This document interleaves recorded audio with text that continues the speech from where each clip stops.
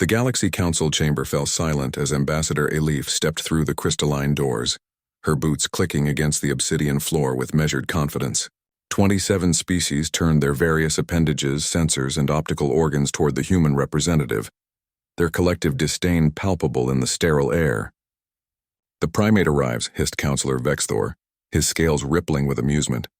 "Late? As expected from such a primitive species." Elif ignored the jab, taking her seat at the smallest terminal in the circular chamber. Beside her holographic display stood Jack, her military liaison, his face carved from stone as insult after insult had been hurled at humanity over the past 3 cycles. Earth had been granted provisional membership to the Council 5 years ago, but the established civilizations had made it abundantly clear. Humans were tolerated, not welcomed. "Shall we begin?" Elif asked calmly, her fingers dancing across the interface. "Begin?" The Quark's matriarch's voice dripped with condescension. "You mean shall we continue indulging your species' delusions of relevance? Your people have contributed nothing to this council. No technology worth mentioning. No philosophical insights, no artistic achievements that surpass a hatchling's scribblings." Jack's jaw tightened, but Elif placed a subtle hand on his arm. Not yet. For 5 years humanity had endured. They'd listened to lectures about their short lifespans, their fragile bodies, their singular planet. The Council had rejected every human proposal, dismissed every innovation as derivative, and blocked Earth's attempts to establish colonies beyond their solar system. The message was clear: know your place. "Today's agenda," announced the Architect Prime, a being of pure energy contained within a crystalline matrix, "concerns the Outer Rim mining rights. All established members have submitted their claims.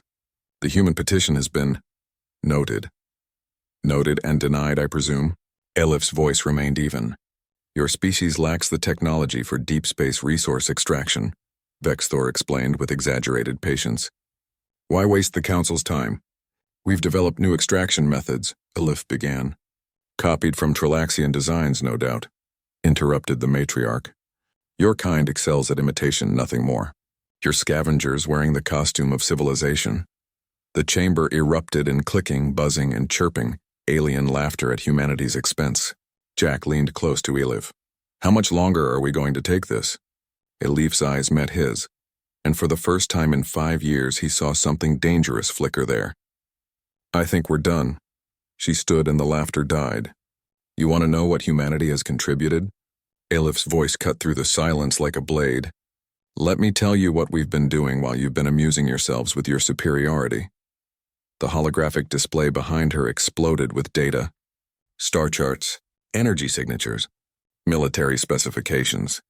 3 years ago, the Kreth swarm attacked the outer colonies. We detected them 6 months before they reached Council space. We informed you. You called our warnings paranoid fantasies from a warrior species. Vexthor shifted uncomfortably. "The Kreth were a minor nuisance." "The Kreth," Jack interrupted, his voice hard, "were a extinction-level threat. They consumed the Tellarian homeworld in 48 hours. What's your point, human?" the Architect Prime demanded. Elif smiled, and it wasn't friendly. "Our point is that while you were insulting us, we were saving you." New data flooded the displays. Battle footage. Massive human warships engaging Kreth biovessels in brutal close-quarters combat. Planets being evacuated under human military protection. And at the center of it all, a tactical network that had coordinated the defense of 17 Council worlds. "For 3 years," Elif continued, "the human fleet has been fighting the Kreth at the edge of known space. We lost 2 million soldiers, 4 colony ships, 17 warships. We did this without Council support, without acknowledgement, because despite your contempt, we decided your civilizations were worth saving." The Council sat in stunned silence. "You asked what we've contributed?" Jack stepped forward, his voice carrying the weight of countless battles. "We contributed blood. We gave you time. While your fleet sat in defensive positions around your homeworlds, human ships were hunting Kreth hive nodes across the dark sectors. We found their queen world last month. We burned it." "Impossible," whispered the matriarch. "The Kreth can't be defeated." "Couldn't be defeated," Elif corrected. Past tense. "Because humans don't quit. We don't surrender. And we sure as hell don't insult our allies while they're dying to protect us." She brought up one final image, a human soldier, burned and bleeding, holding a defensive line while Trilaxian children evacuated behind him. That's Sergeant Maria Torres. She held that position for 6 hours against Kreth shock troops. She died so those children could live. Children of a species whose counselor just called us scavengers. The Quarix matriarch couldn't meet Elif's eyes. So here's what's going to happen, Elif said, her voice dropping to something cold and absolute. Earth is done asking for permission. We're claiming the Outer Rim mining rights. We're expanding into the territories we cleared of Kreth, and you're going to grant us full council membership with all associated rights and privileges. You can't make demands, Vexthor began. We're not making demands, Jack said quietly. We're stating facts. The human fleet is the most powerful military force in this sector now. We could have let the Kreth consume you all. We didn't. That bought us respect whether you want to give it or not. Elif leaned forward on the terminal. But more than that, it proved something.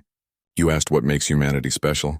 We're the species that fights for others even when they treat us like garbage. We're the ones who sacrifice for the ungrateful. We're the fools who believe the galaxy can be better. She straightened. But we're done being quiet about it. The question is, will this council be wise enough to stand with us? Or will you let your pride destroy what we've all built? The Architect Prime flickered thoughtfully. The human ambassador makes compelling points. One by one, the council members signaled their agreement, some reluctant, others ashamed, but all finally seeing what had been in front of them all along. As the vote concluded, unanimous approval for full Earth membership, Elif gathered her materials. Jack grinned. Feel good, he asked. No, Elif admitted. But sometimes you have to remind the galaxy that quiet doesn't mean weak. It just means we're choosing our battles. They walked out together, leaving behind a council that would never underestimate humanity again. The galaxy had learned a valuable lesson. Earth stayed quiet until it didn't, and when humanity finally spoke, the universe listened.